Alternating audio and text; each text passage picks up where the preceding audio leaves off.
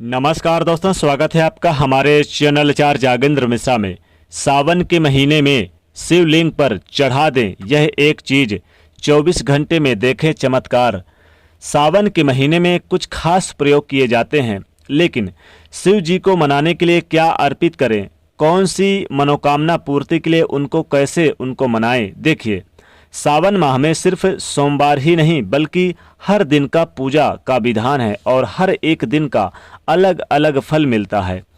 इस समय अपने अपने घरों में रहकर भी आप विधिवत पूजा शिव जी की कर सकते हैं, क्योंकि मंदिर भी नहीं खुले हैं तो शिव जी और महादेव जो है ना, वो त्रिदेवों में एक देव हैं और इन्हें देवों के महादेव भी कहा जाता है। शिव जी संहार के देवता हैं। भगवान शिव सौम्य आकृति और रौद्र रूप दोनों के लिए जाने जाते हैं। वैसे तो भगवान शिव को संहार का देवता के रूप में ज़्यादा जाना जाता है, इसीलिए त्रिदेवों में भगवान शिव को आप अगर छोटे छोटे अचूक प्रयोग से उनको मनाएं तो आपको उसका फल भी मिलता है। शिव पुराण में लिखा है कि कुछ अचूक प्रयोग करें तो शिव जी आपको जल्दी ही शुभ फल देते हैं, प्रसन्न हो जाते हैं। तो चलिए जानते हैं विस्तार से।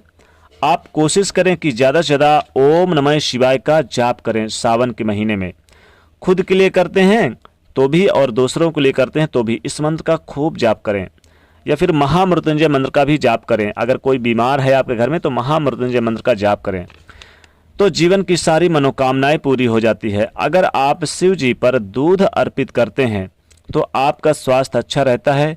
शिवलिंग पर दही अर्पित करते हैं, दही चढ़ाते हैं तो जीवन में सुख बढ़ता है, आपका शुक्र बेहतर होता है, हर्ष उल्लास की प्राप्ति होती है।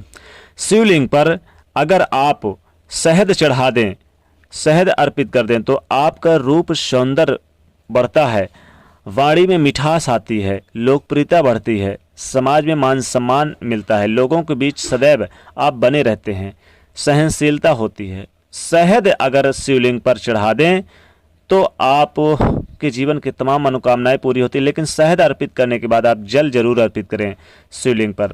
अगर आप शक्कर अर्पित करें तो सुख समृद्धि और ऐश्वर्य दोनों की ही प्राप्ति होती है। तो आप जल में भी आप डाल के अर्पित कर सकते हैं, गुड़, शक्कर और मिश्री आपके पास हो जो वही, चाहे गुड़ हो या फिर मिश्री, दोनों में से कोई भी अर्पित कर सकते हैं। अगर आप शिवलिंग पर घी अर्पित करते हैं तो तेज बढ़ता है, संतान की प्राप्ति होती है। पति पत्नी दोनों मिलकर घी अर्पित करें तो शीघ्र मनोकामनाएं पूरी होती है। शिवलिंग पर अगर आप बेलपत्र अर्पित करते हैं तो ऐसा करने से सभी संकट दूर होते हैं।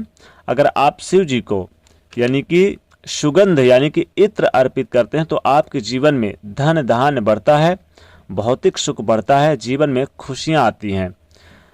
शिव जी को बेलपत्र बहुत ज़्यादा प्रिय है।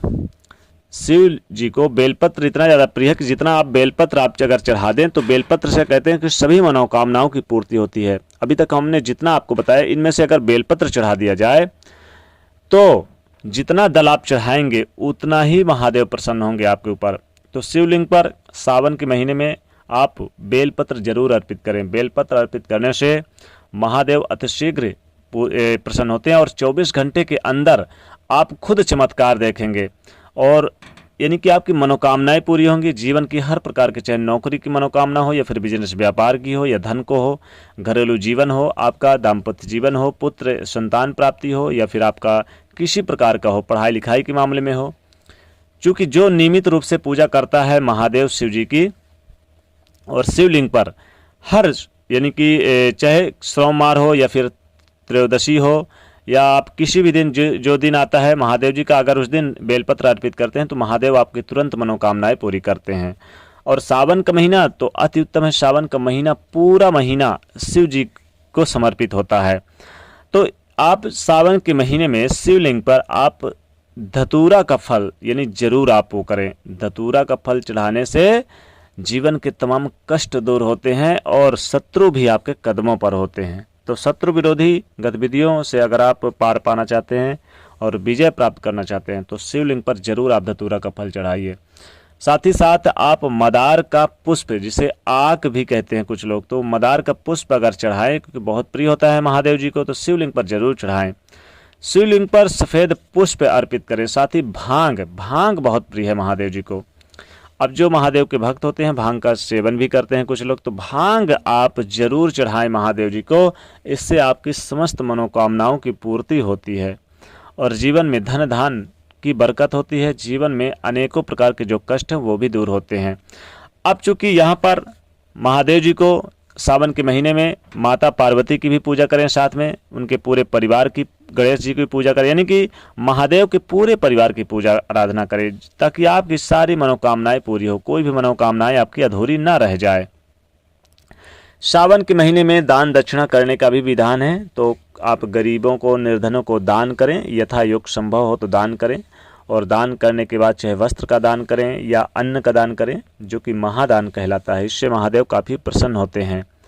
सावन के महीने में आप लौंग और इलायची और एक सुपारी ले लें। ध्यान रखिए, चाहे आप 1 या 2 लौंग ले लें, 1 या 2 सुपारी और 1 आप सुपारी ले लें। तो लौंग, इलायची, सुपारी लेके आप महादेव के शिवलिंग पर जरूर अर्पित कर दें, चढ़ा दें, शिवलिंग पर चढ़ा दें। फिर देखिए कैसे मनोकामना पूरी होती है। लेकिन अगर आपको जल्द मनोकामना पूरी करनी है तो आप इलायची, लौंग और सुपारी अपने दाहिने हाथ में रखकर ओम नमः शिवाय, ओम नमः शिवाय इस मंत्र का जाप करते हुए आप कम से कम 108 बार और ज़्यादा से ज़्यादा जितनी मर्जी हो, और आप उस मनोकामना को बोल दें जो मनोकामना आपके मन में है और शिवलिंग पर चढ़ा दें। आप देखेंगे कि 24 घंटे के अंदर ही आपको बड़ी खुशखबरी मिलेगी। तो इस दिन यानी कि शिवलिंग पर सावन के महीने में आप इनकी पूजा आराधना करके और विधि विधान से, आप वैसे तो बहुत सारी चीज़ें चढ़ाई जाती है। गाय का दूध अति उत्तम माना जाता है सावन के महीने में या फिर किसी भी महीने में। जब भी आप शिवलिंग पर आप चढ़ाएं तो गाय का कच्चा दूध चढ़ाएं, तो कहते हैं कि इससे सब कुछ प्राप्त होता है जीवन में, संतान, सुख, धन, वैभव, मान सम्मान, पति पत्नी के बीच प्रेम, यानी कि जीवन में जितनी भी चीज़ें हैं वो सभी चीज़ें आपको प्राप्त होती है सावन के महीने में। अगर खासकर कच्चा गाय का दूध कच्चा आप चढ़ा देते हैं तो इससे जीवन की समस्त मनोकामनाओं की पूर्ति होती है और धन धान में बरकत होती है।